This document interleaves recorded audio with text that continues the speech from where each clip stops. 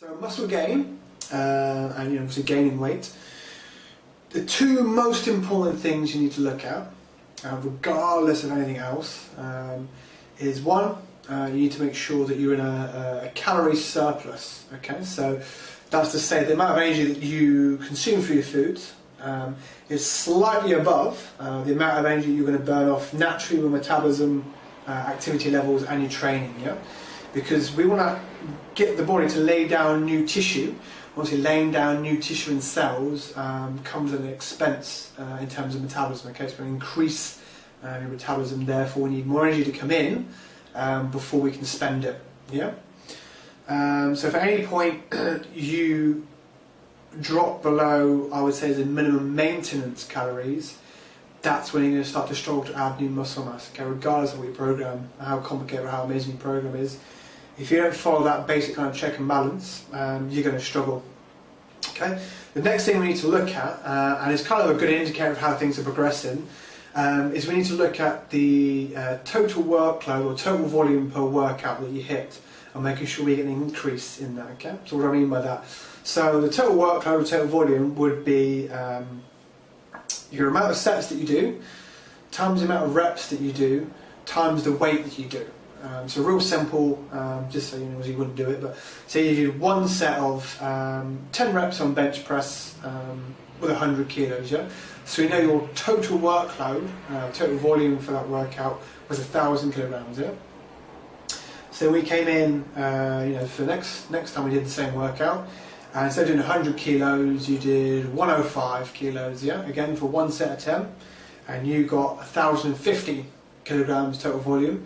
Because that total volume's gone up, even if it's only slight, we know we're on the right track. And that's what we're looking for between workouts, if we're trying to get bigger and stronger, is we want that workload to kind of work its way up, workout to workout, yeah? As long as we've got that pattern going on, we know we're doing all the right things, okay? And again, as usually a big indicator as well, if you're not counting your calories, or you're not aware of how much you're eating, or you tend to miss meals, if that total workload isn't going up or it's starting to go backwards, that can be a sign that you're not actually eating enough, you're not getting recovery, you need to build new tissue and get stronger. So just to recap, so number one is making sure you're eating enough. So I would use, if you're unsure about counting calories, I would use like a really easy to use tool like MyFitnessPal. Very easy to use and it's free as well. Works on your phone, works on your computer. And you want to set yourself, minimum, your lowest days, you certainly do not want to drop below maintenance calories, okay? Because if you do, that's going to cost you in your recovery, it's going to cost you in building muscle mass, it's going to cost you in the results that you want, okay? So at minimum, you want to be eating at maintenance every single day, and if you really want to go forward, you want to be hitting, around about 200 to 300 calorie surplus each day to lay down that new tissue and that new muscle, okay? And then you need to, secondary then start to track on your workouts. Total workout that you do, make sure you're getting a slight increase in that week on week.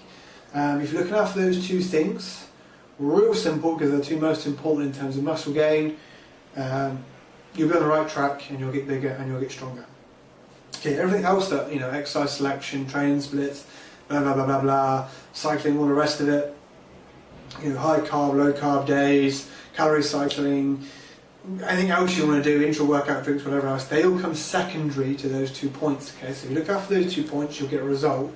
The other things, calorie cycling, intra-workout, are things that kind of give you a slightly better result a little bit quicker, but they don't work if you're ignoring the first two most important things. Simple as that. So if you get to the point where you're stuck, you're not getting bigger, you're not getting stronger, you're not looking after those two most important things, yeah? So you're not getting that calorie surplus and you're not getting that slow increase in total volume or total workload per workout. So look after those two things and you'll get the result you want.